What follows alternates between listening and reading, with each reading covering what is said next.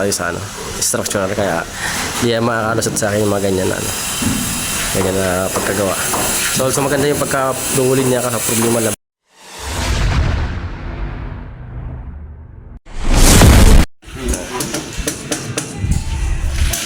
Tapos kahapon dito naman tinapos niya.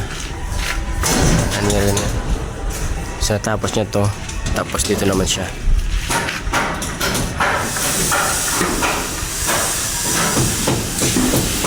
Lumipis dyan ano? Malipis na. Ares ano na lang. Pahid na lang dyan. Dito lang kumapal-kapal no. Okay. Tirayan niya na rin yan.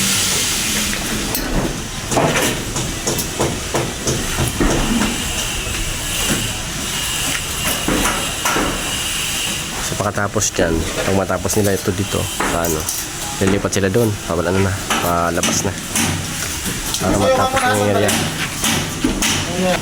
Yung buhit yan, yung buhit yan.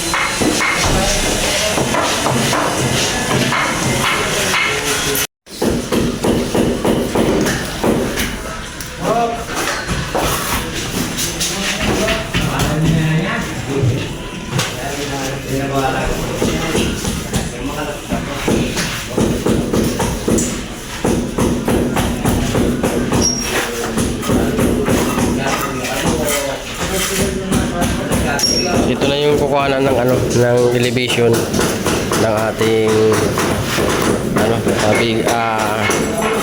hamba. So galing sa kanto na yon, kumuha tayo doon ng 110 pababa sa bayguhit. Ito na yung magkatapat dito.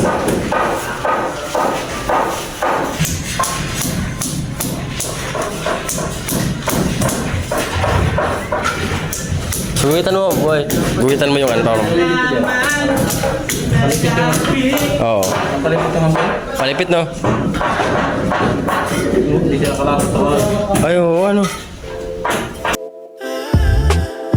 Stick around, stay mine for a while. Stick around, don't go. Never said forever, then I call you smile. Never said forever, now I know. Now I know, now I'm too far gone. I can't pretend I didn't see forever in a paradise. I can never leave now. I'm paradise. Any way you want me, got me. Anything you want, but don't stop, please. I mean, what if this is it? What if this is one and done? You never ever quit. Heaven on my lips. Now I know. Now I'm too far gone. I can't pretend I didn't see forever in a paradise. I can never leave now. I'm paradise. I can never leave now. I'm paradise.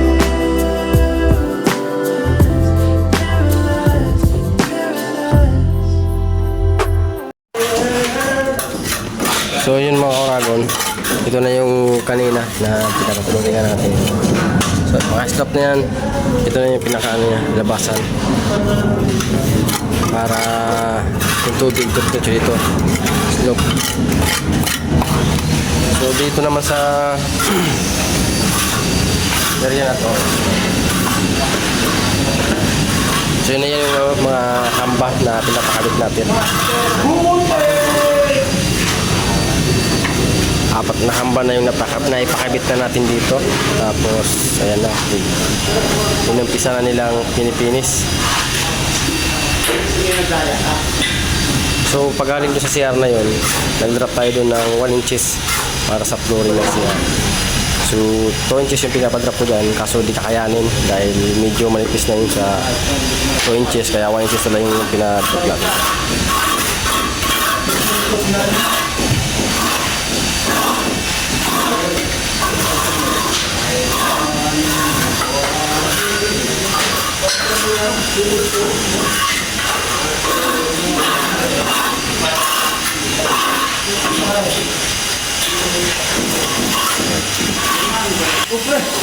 Tanggalin mo na yung mga ano, di ba yung mga canopy na ginawa mo, kalasan mo na yon para paano na.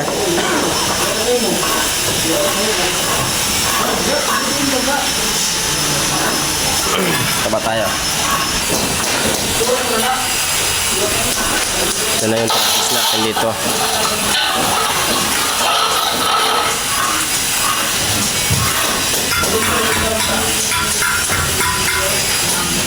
So itong taas na to, hindi na rin to pinaplastiran. Kasi matatakpan naman kasi yan dito. Matatakpan yan na kisame. Tapos dito magkaka-drywall tayo dito. Drywall na yan. Ito nakahanging ceiling. Kumbaga nakataas ceiling. Dito sa banda na to. Dito sa baba, ceiling na to dito sa baba na to. Sari yan yan.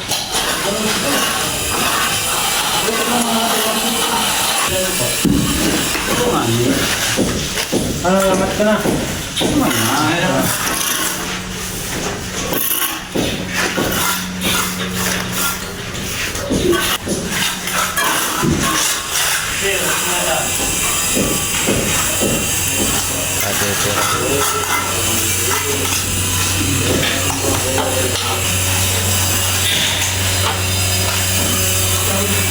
So natapos na rin pala to ni Chris yung dito.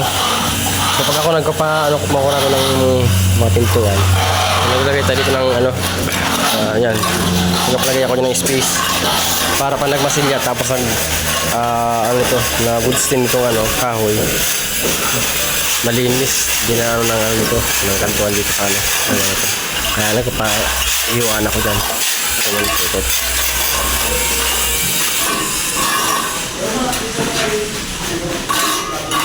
Dito ganyan yung tsura niya, no?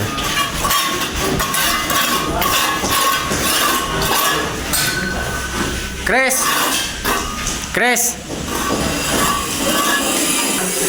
Ano? Oh, sabi sa'yo eh. Dinaya mo na naman ako. So yun mga kuragon yung pagkagawa dito ni Chris. Medyo mababa dito sa dyan. So di tayo may ng mga mason natin dahil tayo marunong tayo sa structural, kaya di makakalusot sa akin yung mga ganyan ganyan na pagkagawa. So also maganda yung pagka-duulin niya kasi problema na bumaba lang yung ganito. Ayan. So dito nakapag-skin po na sila lahat dito sa ayan. Ayan. Tapos dito na sila sa kabila. Tapos si Chris na isa. Ayan. Ayan yung i-plastera niya overhead natin. Bubulihin na lang yan. Pinapatuyo lang ng konti. Bubulihin na okay na yan.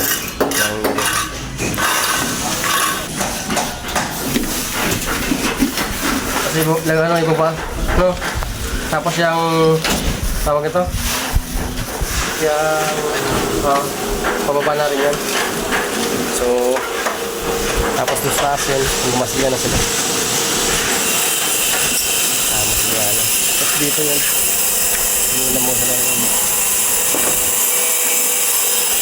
Pag nagbatilya kayo paiwan na lang ako ng nung ginawa natin na layout cordan. Sige. Huwag niyo muna ang Yung guhit na ba? Yung guhit lang na ba? Pero yung taas pwede. pwede na yung Yung taas ng guhit, baba ng guhit. O yung lapit ka. para may wasak. Mas gana sa dito. Tapos. Ayan. So, kasi nag-out tayo kanina doon ng yardan. So, na-layout ko na, siyempre. Tapos natin yung layout ko hanggang. Ito na yung layout natin hagdan. So, yung una, medyo mali yung una. May allowance tayong 4, kaya binago ko yung layout. Ayan. Bumaba tayo. Ito dun. So, ngayon okay na. Nakakalap yung tamang layout. So, may landing tayo dyan na 80 cm na landing. Tapos ito na yung lagay nilang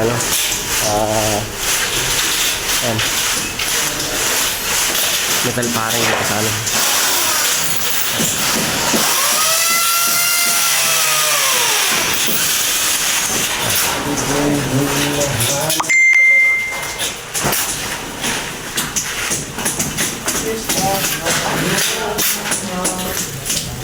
Ayan. Yung mga hamba, yun ang kuha mo ng ano. Oh. Oh, yun. So, pagkatapos niya na to, kasi yan okay na yung ano eh. So, doon naman siya magpipraming sa taas. I-framing naman niya yung mga kwarto. Tapos, master room, lahat ng ano sa taas, i-framing na. Para maganda na yung setup.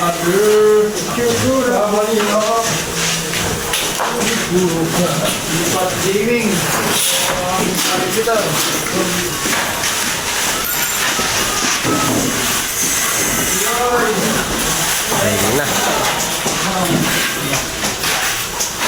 Paano namin i-adjust yun? Oh.